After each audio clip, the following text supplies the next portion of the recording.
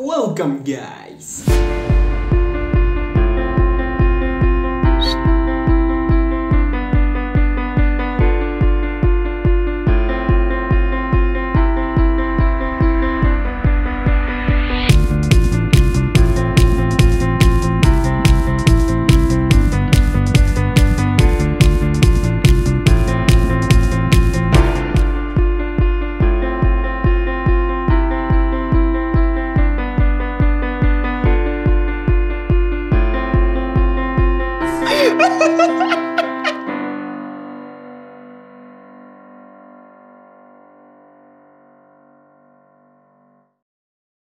Welcome guys. چطورید بچه‌ها؟ امیدوارم حالتون خوب و خوش و عالی باشه. امیدوارم از این ویدیو کوچیک فکر کنم 5-6-7 ثانیه‌ای 56-7 ثانیه‌ای لذت برده باشید.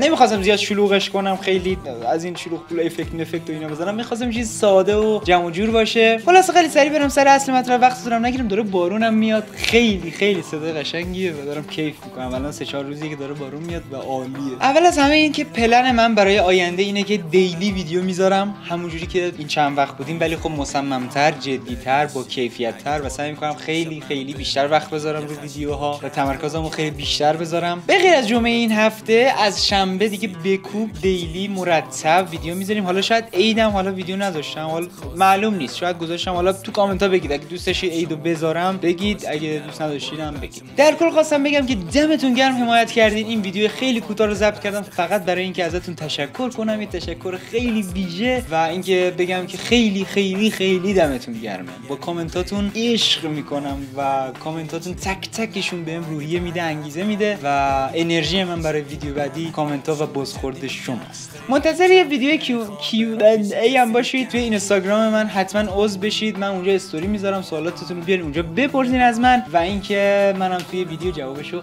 میدم. منتظر ویدیو خفن باشید.